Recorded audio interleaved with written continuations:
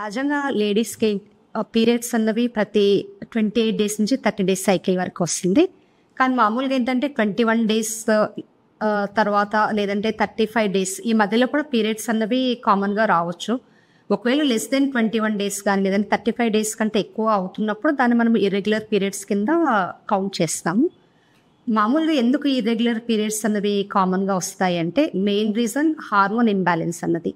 Hormone imbalance అంటే మామూలుగా ఏంటంటే ఓవరీస్ అనేది ఈస్ట్రోజన్, ప్రొజెస్టెరాన్ హార్మోన్ సెక్రెట్ చేస్తుంది. అంటే దాంట్లో ఏమైనా ఇంబాలెన్స్ అయినప్పుడు మనకి ఇర్రెగ్యులర్ పీరియడ్స్ అన్నవి స్టార్ట్ అవుతాయి.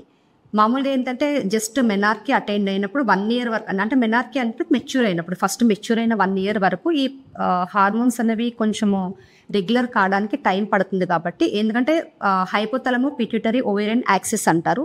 ఇవి మనకి కరెక్ట్‌గా కావాలి అంటే కనుక 1 ఇయర్ వరకు టైం తీసుకుంటుంది హార్మోన్స్ అనేది రెగ్యులేట్ కావడానికి.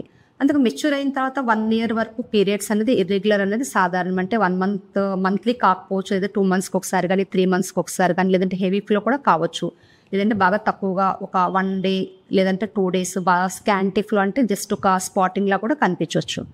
2 ఇయర్స్ 3 ఇయర్స్ దాటిన తర్వాత కూడా పీరియడ్స్‌లో ఇట్లాంటి ప్రాబ్లమ్స్ ఉన్నప్పుడు మనము కారణం ఏంటన్నది ఒకసారి రూల్ అవుట్ చేసుకోవాల్సి వస్తుంది. స్కానింగ్ నుంచి కానీ లేదంటే బ్లడ్ టెస్ట్ నుంచి. ఇంకొక రీజన్ మనకి పీసీఓడి అన్నది.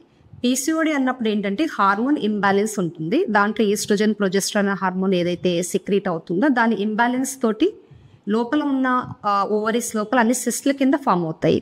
ఆ ఫామ్ అయినప్పుడు ఏంటంటే మనకి ఈ హార్మోన్ అనేది రెగ్యులర్గా సెక్రీట్ కానప్పుడు మనకి పీసీఓడి ప్రాబ్లం తోటి ఈ రెగ్యులర్ పీరియడ్స్ అన్నవి స్టార్ట్ అవుతాయి. దాంట్లో హెవీ ఫ్లో కావచ్చు, లేదంటే బాగా తక్కువగా ఫ్లో కావచ్చు, లేదంటే బాగా బ్లీడింగ్ చాలా ఎక్కువగా అవడము, బ్లీడింగ్ అంటే డేట్కి మధ్యలో చాలా గ్యాప్ రావడం కూడా ఒక రీజన్ ఉంటుంది. లేదంటే మనకి సడన్గా వెయిట్ పుట్ ఆన్ అయినప్పుడు, లేదంటే సడన్గా వెయిట్ తగ్గినప్పుడు, అంటే ఒక మంత్ లోపల దగ్గర కొంతమంది డైటింగ్ చేసుకుంటూ క్రాష్ డైట్ అని చెప్పి చేసినప్పుడు ఏమవుతుందంటే ఒకటేసారి 5-6 కేజీస్ మంత్లీ తగ్గినప్పుడు కూడా మనకి హార్మోన్ ఇంబ్యాలెన్స్ తోటి ఇర్రెగ్యులర్ పీరియడ్ వచ్చే అవకాశాలు ఉంటాయి.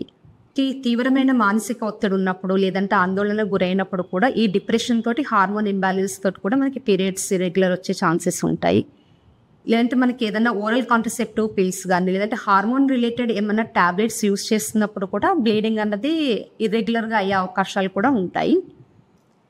అంటే పెరిమెనోపాజల్ ఒక రీజన్ ఉంటుంది. పెరిమెనోపాజల్ అంటే పీరియడ్స్ ఆగిపోయే ఒక 1-2 ఇయర్స్ ముందు నుంచి మనకి ఈ సిమ్టమ్స్ అన్నవి కనపడతాయి. అంటే డేట్ అన్నది చాలా డిలే రావడం కానీ, లేదంటే పీరియడ్స్ తొందరగా రావడం కానీ, లేదంటే హెవీ ఫ్లో కానీ, లేదంటే చాలా తక్కువగా బ్లీడింగ్ కావడం కూడా ఈ పెరిమెనోపాజల్ ఒకటి సిమ్టమ్స్.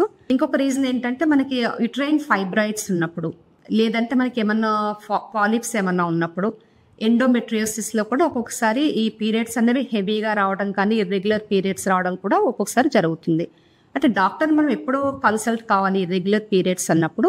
మనకి యూజువల్గా ఏంటంటే ఒకటే మంత్ లోపల 2 టైమ్స్ లేదా 3 టైమ్స్ ఏమన్నా బ్లీడింగ్ అయినప్పుడు కానీ, లేదంటే చాలా హెవీగా ఫ్లో అవుతున్నప్పుడు, అంటే more than 7-8 pads per day మనకి ఒక 5-6 డేస్ వరకు కంటిన్యూగా అట్లాగే బ్లీడింగ్ అవుతుంది ఆ టైంలో. లేదంటే చాలా పెయిన్ ఎక్కువ వచ్చినప్పుడు, అంటే డిస్మెనోరియా అంటారు దాన్ని. ఒక్కొక్కసారి బ్లీడింగ్ చాలా హెవీగా ఉన్నప్పుడు క్లాట్స్ కింద ఏమైనా పాస్ అయినప్పుడు కూడా మనకి డిస్మెనోరియా అన్నది వస్తుంది. అప్పుడు కూడా కంపల్సరీగా డాక్టర్ని కన్సల్ట్ కావాల్సి వస్తుంది.